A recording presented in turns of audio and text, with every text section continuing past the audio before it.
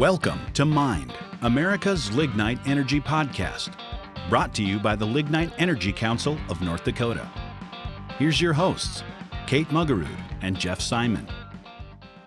Welcome, you guys. Thanks so much for joining us here on Season 2, Episode 10 of our podcast. We have our lovely co-host, Jeff. Jeff, thanks for joining us. Hello, everyone. Awesome. And today, you guys, our guests, we are going to dive into some of this we've kind of talked about in Season 1, but we're going to dig a little bit further into it today. We have Kevin Connors. He's with the EERC, and I know that if you've joined us before, I've had several guests from the EERC and just learned a lot about what the program's doing. The Energy and Environmental Research Center out of the University of North Dakota in Grand Forks, North Dakota, is, making moves, shaking things up. And Kevin here is going to join us today, and we're going to talk a little bit about PCOR. He's the program director. So Kevin, welcome. Thanks for joining us. Yeah, thank you for having me. Fantastic. So talk to me a little bit about, right away, I'm going to ask you, PCOR, what is it? A lot of our new listeners and viewers might not be familiar with it. Yeah, so the PCOR partnership, PCOR stands for the Plains CO2 Reduction Partnership, and there's a history there with the PCOR partnership. It dates back to 2002 when then President George W. Bush committed the U.S. to a comprehensive strategy to reduce greenhouse gas emissions in the American economy, and so he set us on this. He set our great nation on this path to slow the growth of greenhouse gas emissions. And so that led to the Department of Energy Fossil Energy Program establishing the Regional Carbon Sequestration Partnership Program. And the PCOR Partnership Program is part of the Department of Energy's Regional Carbon Sequestration Partnership Program. And it's been around here, from my notes, it's been around for 17 years, it looks like. Yeah, exactly. So when the Federal Department of Energy established the Regional Carbon Sequestration Program, they were looking to identify the best methods for capturing and permanently storing carbon dioxide. So these methods are collectively referred to as carbon capture, utilization, and storage. It's otherwise known as CCUS, and so I'll be referring to CCUS throughout this interview. But the CC, or the carbon capture component, refers to the use of technology to capture CO2 from an industrial source like a coal-fired power plant or an ethanol plant before it is emitted in the atmosphere. The U, or the utilization component, refers to using the captured carbon dioxide for commercial operation. A really great example of utilization is the injection of captured CO2 into an oil field. The CO2 will mix with oil and actually causes the oil to swell and flow more easily, which improves the productivity of the oil field. Basically, more oil is produced with that carbon dioxide than could ever be produced. So this process of enhanced oil recovery has been applied safely with great success in hundreds of oil fields around the world since the 1970s. And then the S in CCUS stands for storage. And that means it's about permanent storage in deep geologic formations, such as oil fields or other deep sedimentary rocks that are saturated with saline water or salt water. Those are known as saline formations. And so that is what the Department of Energy's Regional Carbon Sequestration Partnership Program has been tasked with looking at. And starting in 2003, the EERC was awarded the Plains CO2 Reduction Partnership, or the PCOR Partnership Program. Yeah, I remember hearing that. That's pretty cool. And at the time, that was one of 7 regional carbon sequestration programs, or regional carbon sequestration partnership programs. Not all of them have continued to today, but the PCOR partnership has been able to continue after 17 years of applied research to today.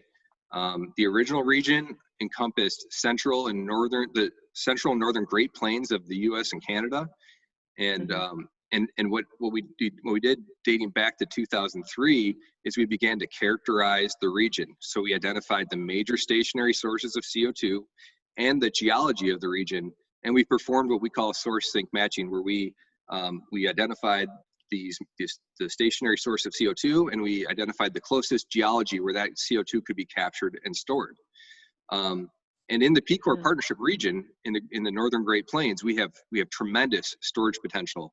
We have a series of sedimentary basins, such as the Williston Basin, and there's ample storage in both oil and gas bearing rock formations, through carbon dioxide enhanced oil recovery, and non-oil bearing formations such as saline storage.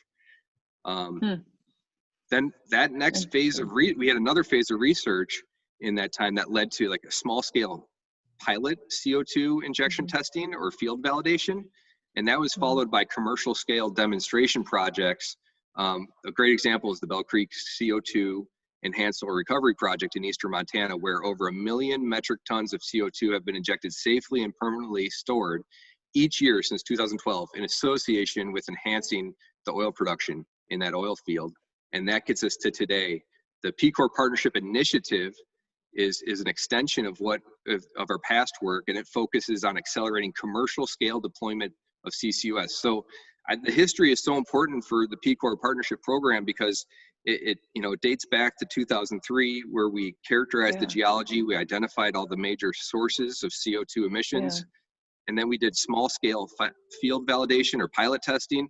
We bumped that up, and we did more larger scale commercial demonstration, and today we're looking at commercially deploying CCUS technology. And the PCOR Partnership region, under the new initiative, which just began last year, it's a new phase of our program, and it's been expanded now. So now it includes 10 US states and 4 Canadian provinces. We've added Alaska, we've expanded into all of Wyoming, all of Montana, and all of British Columbia. And so today the PCOR Partnership region makes up 1/3 of North America. So now how did that expansion take place? What was involved with that? Well, so part of the U.S. Department of Energy Regional Carbon Sequestration Program that was developed dating back to 2003. Originally, there was 7 regional carbon sequestration partnership programs, and the PCOR Partnership was one of those. And over the years, we've reduced it down. Now there's only 4 partnership programs, and each region has been expanded, including the PCOR region. Kind of cool that this is an international effort, you might say, when you got Canada and the United States working together. One of the projects I think maybe people are most familiar with that's been going on for quite some time now is a combination of Basin's Dakota Gasification Company, their CO2 pipeline to the Weyburn field in Saskatchewan. That's been going on for a long time, and I'm curious about when the enhanced part of oil recovery, when you use carbon dioxide for that. How enhanced is it? What are the recovery rates? I've heard some just remarkable numbers. That's a good question. I do not know that at the moment. Okay, I'm sorry. I didn't mean to put you on the spot there, but no, that's good. I mean, the question comes up, Kevin, just because we keep hearing it here in the Bakken in North Dakota that we're capturing just 10% of the oil that's recovered, but with this technology, I mean, these oil fields in the Bakken could last, I mean, quite literally for centuries with this recovery technique. But I always look at carbon dioxide enhanced oil recovery and the stage it comes into a depleted oil field. That oil field has gone through primary production. Typically, at least in conventional oil fields, they've maybe gone through secondary, which they're flooding the reservoir with water to try to enhance oil recovery that way. And then typically, historically, carbon dioxide has been brought in as a tertiary recovery. And so that's after the oil and gas reservoir has been flooded with water, you bring in your carbon dioxide, and that comes in later in the life of the oil field. And so I always like to look at it like a fixer-upper, where you have your oil field that's aged and it's gone through that primary phase, the secondary phase, and now the tertiary phase. You bring in carbon dioxide, you really do have to upgrade your facilities to handle the carbon dioxide in your field. And so you really kind of get a this old house or a fixer-upper component to your oil field. So you're taking an aged equipment or surface equipment, and you have to upgrade it in order to handle CO2. Well, I know we do have, some CO2 EOR projects kind of on the drawing board. They've been temporarily suspended. Denbury's got one going down in Bowman County in southeastern Montana. They've constructed a pipeline and they're ready for it, but the oil price slump has kind of put that on hold. But right here with the CCUS project, we've got an active effort going on right now at Milton R. Young Station, the Project Tundra. Can you kind of give us a status report on that, Kevin? Yeah, certainly. So first of all, Minn Kota Power Cooperative, who operates the Milton R. Young Power Plant, and B&I Coal, who supplies the coal to the Young plant, are both PCOR partners. So they're both part of the effort under the Plains CO2 Reduction Partnership, and they have been for many years. Now the ERC, who leads the PCOR partnership, also is supporting Project Tundra, which is primarily through other projects such as North Dakota Carbon Safe.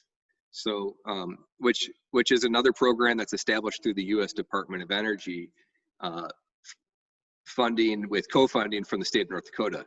So it is a kind of a sister. North Dakota Carbon Safe is a sister program to the PCOR partnership. But really, past PCOR efforts have helped pave the way to recognize CO2 potential in North Dakota, which in turn allowed the ERC to attract the additional research projects such as North Dakota Carbon Safe to address the feasibility of geologic storage for.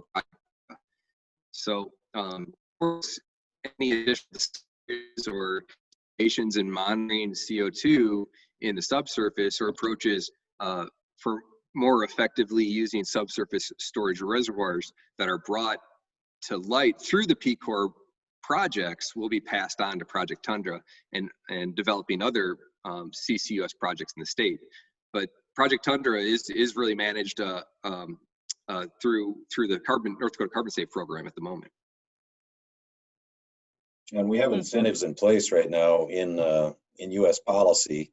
The 45Q tax credits that really make this a very attractive opportunity. $50 per ton for CO2 storage, and $35 per ton if used in an EOR project. With an incoming possible Biden administration here, do you, the prospects may change, or do you expect that to continue? I guess maybe what would you like to see for the PCOR region from the new administration? Well, CCUS has enjoyed bipartisan support for the last 17 years, and I expect that to continue. CCUS is a critical component of any clean energy strategy, and it allows fossil fuels to continue to provide reliability and resilience that our electrical grid is built on. So, that's a key piece to what any administration is going to be looking at in terms of their energy strategy. And as you may be aware, President-elect Biden has announced that John Kerry will be his presidential climate envoy, which is a newly created position. So that announcement was made 24 hours after the transition was made official, which tells us that addressing climate change is a major priority of the Biden administration. And I hope that the Biden administration recognizes if we want to maintain a reliable, robust power grid for this nation and make serious reductions in our carbon footprint, then CCUS is an absolutely essential and necessary technology.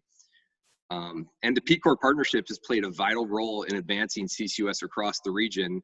So first and foremost, we're really hopeful that the new administration will recognize the value in continuing to support our efforts and the regional carbon sequestration program efforts from the federal side. Yeah, that reliability component has kind of been a steady drumbeat of the Lignite Energy Council that, there are folks in the climate crowd who believe that renewables are the solution, but you still have to have that big generation, and coal delivers that. And if we can develop a carbon dioxide capture system, coal could continue to be part of that energy mix for a long time to come, eh? And in the U.S., we are so close to to accelerating this commercial deployment, and that's really what the PCOR partnership is tasked with doing in our region. And that's backed by almost 20 years of science through world-class research and development activities. So I'm really hopeful that the new administration will fully embrace CCUS, not only through the Department of Energy, but also through tax and business incentives. As you mentioned, the 45Q tax credit, through science-based environmental regulation under the EPA.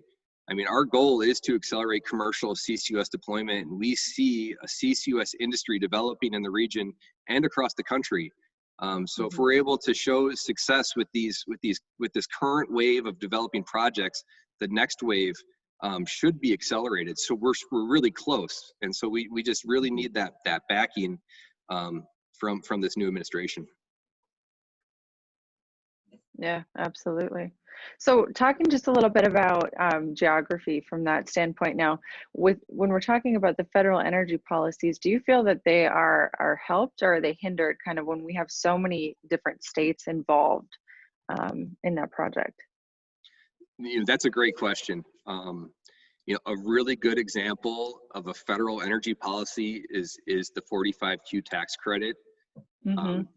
This is a tax credit that can be worth up to $50 per ton of carbon dioxide stored in deep saline formations, and up to $35 per ton of carbon dioxide stored through enhanced oil recovery projects. While the valuable incentives of the 45Q tax credit can be a strong driver for CCUS projects, there are currently some uncertainties in the way of the current code, is written. So, especially with respect to interpretations of some of the definitions and deadlines currently in the tax code. So the IRS has released guidance this last year to provide some certainty, but there is a proposed rulemaking that still needs to be finalized for project developers to know the playing field in order to make business decisions. So in the case of the 45Q tax credit, it can be a project driver if the project developers and investors are comfortable with the level of certainty provided by the IRS. So, regulatory or policy uncertainty can really have a negative impact on project development and investment. A different example where regulatory or policy certainty is providing a positive driver is right here in the state of North Dakota. In 2009, the North Dakota legislature enacted statutes that address pore space ownership and long-term liability of stored CO2, and that same legislation granted the regulatory authority to regulate CO2 storage to the Oil and Gas Division.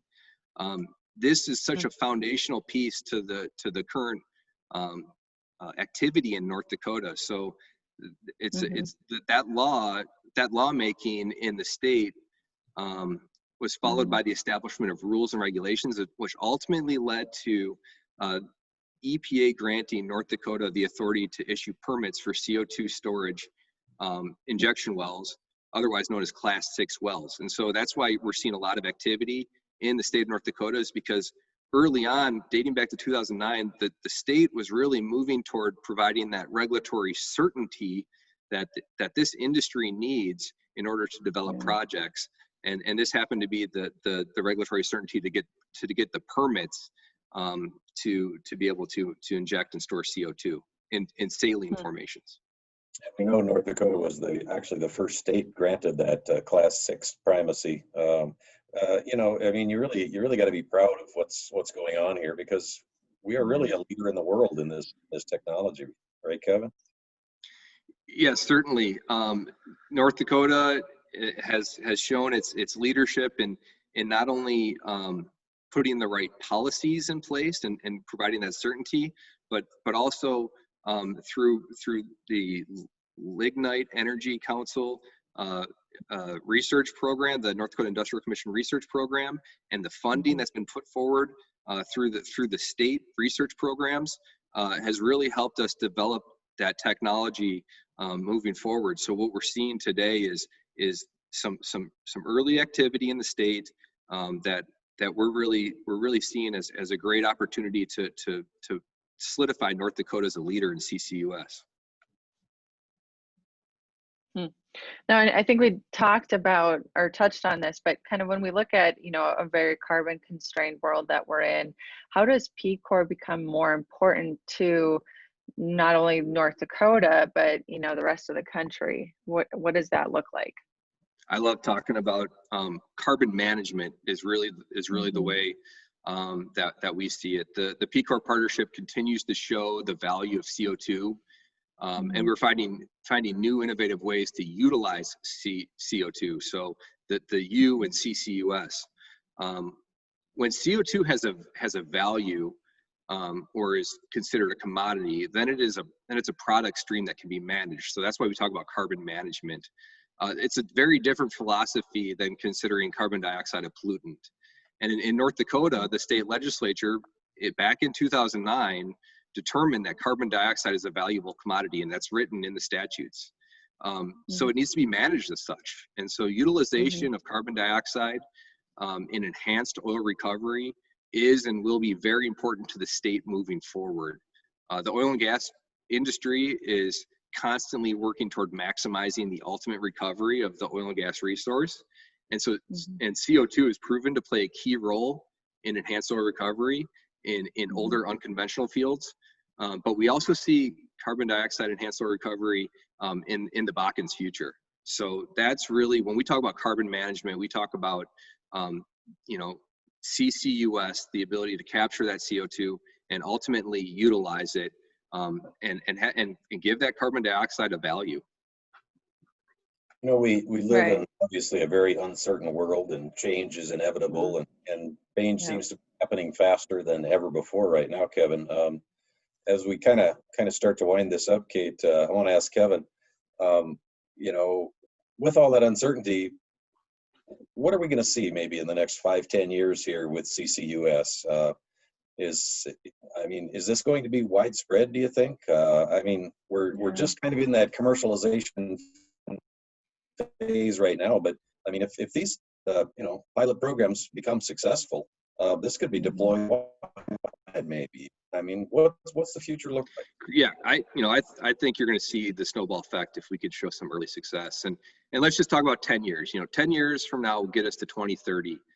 And by then, projects that are being developed today will be injecting and safely storing carbon dioxide in North Dakota. So they'll be commercially demonstrating this technology. And the way I see things working out is that carbon capture and storage will lead to an increased interest in carbon dioxide enhanced oil recovery. So I think once the oil and gas industry sees large enough volumes of carbon dioxide being captured every day, the interest level in purchasing that carbon dioxide to inject into their oil fields and enhance the oil recovery will be high. So a CCUS industry is really, we're starting to see it developing today. And in 10 years, we have the potential to have a new industry in the state of North Dakota, across the PCOR region and throughout the US. So the CCUS industry will really tie together coal, electricity generation, transportation, and oil and gas development, and possibly the agriculture industry, which we haven't talked about yet. And through capture of CO2 from ethanol plants, which is, that tying all those industries together, especially in North Dakota, when you're talking coal, electricity generation, oil and gas, and agriculture, that's big picture vision for the state of North Dakota. Yeah, absolutely. I think that's really interesting that you tied in that agriculture. Can you talk a little bit about how that ties in? I know we haven't touched on that. Yeah, so what we're seeing today is some of our ethanol plants in the state, or some of our ethanol production facilities in the state of North Dakota, are looking at carbon capture and storage. And so they're some of our early mover projects, and they're developing their projects right now. And the way those facilities are engineered is they could really be not only they could be capturing and storing CO2 in the next 5 years. And that differs from the way electrical generation, coal power plant, those facilities need to have not only obtained the investment, but also built their capture facilities. And so they're a little bit further out in terms of their ability to capture CO2 and store it in the ground. So what I'm trying to say is we're going to see the ethanol industry be able to commercially store CO2 in the next 5 years. Which in turn will help the coal and power industry with their efforts in capturing and storing CO2. Yeah, there are 2 active projects going on right now with Blue Flint Ethanol on the site of Coal Creek Station, and then Red Trail Energy out at Richardson. They're pretty exciting projects. They've done the kind of exploratory seismic work, trying to get an idea what storage options are available down underground, and yeah, it's pretty exciting stuff, really. Yeah. Very cool. So now if our listeners, viewers, I keep saying listeners, but we're now live, our viewers want to learn more about EERC or PCOR, where do they go to kind of dig into this? Certainly, we have the best place today is we have a PCOR partnership website, and you can get to that through the EERC website, Awesome. or you can also Google PCOR Partnership. Or Plains Perfect. CO2 Reduction Partnership, and there's that. Our website is very informative, and we have a lot of information on there. Certainly, I'm always willing, and I really enjoy just talking about the PCOR Partnership and the work we're doing. Yeah, we can definitely tell. Well, thank you so much for joining us. It was great visiting with you and kind of learning more about what's happening and what you guys are doing. It's cool, and it's a thing to be proud of. Thanks for having me. It was really enjoyable, and happy Thanksgiving. Happy Thanksgiving, guys. Thank you for listening to another episode of Mind, America's Lignite Energy Podcast. For more information on lignite energy in North Dakota, visit lignite.com.